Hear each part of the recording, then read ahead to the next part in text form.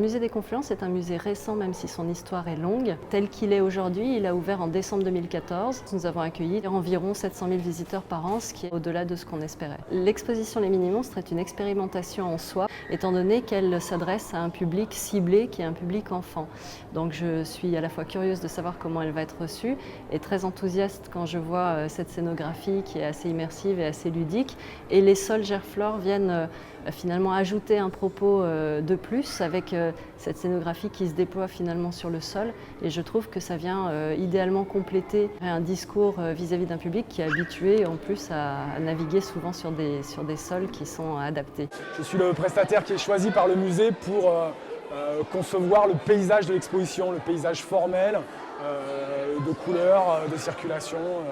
L'idée, c'était de proposer quelque chose pour les enfants, mais qui ne soit pas enfantin, et d'arriver à créer un paysage dans lequel les enfants seront libres de circuler un peu partout pour aller piocher les informations, mais que ce paysage-là soit un peu fantasque, un peu surnaturel.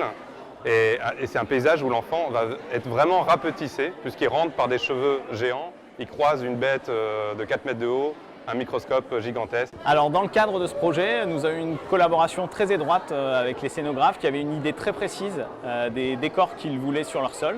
Bien entendu, on a travaillé avec nos équipes de designers et nos infographistes pour adapter leurs fichiers à nos moyens de production industrielle. L'impression digitale est une technologie qui nous permet d'imprimer à partir de fichiers numériques des décors sur nos sols, ce qui nous permet de gagner en réactivité et en créativité pour répondre à des attentes très précises de nos clients. Alors, on avait 3 défis à relever sur cette exposition. Le premier en termes de design et d'esthétique. Il fallait trouver une solution technique pour pouvoir adhérer complètement, s'intégrer complètement dans la scénographie de l'exposition et renforcer l'expérience d'immersion du visiteur. Nous l'avons relevé grâce à la technologie de l'impression numérique. Le deuxième défi, c'était le trafic. On attend sur cette exposition entre 600 et 700 000 visiteurs pendant un an. Il faut pouvoir résister. On a des sols heureusement très résistants. Le troisième défi est que cette exposition est par définition temporaire, donc il faut pouvoir retirer l'installation sans laisser de traces au niveau du musée, et ça on a trouvé bien sûr les solutions techniques, et l'ensemble des produits seront d'ailleurs recyclés pour fabriquer d'autres produits.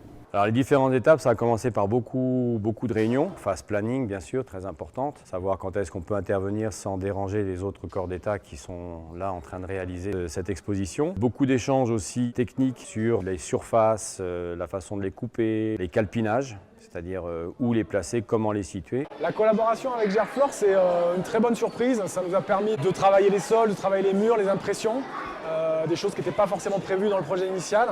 Et la collaboration a été extrêmement fluide, enrichissante, et a vraiment permis d'apporter un plus. Cette coopération est l'occasion pour Gerflor de montrer également le savoir-faire technique et technologique de ses équipes. Nos équipes ont réussi une fois de plus à montrer qu'elles étaient capables de proposer le conseil, les solutions techniques et le service qui répondent exactement aux besoins et aux contraintes du client ou du partenaire, en l'occurrence une institution culturelle prestigieuse et particulièrement exigeante en termes d'expérience de visite.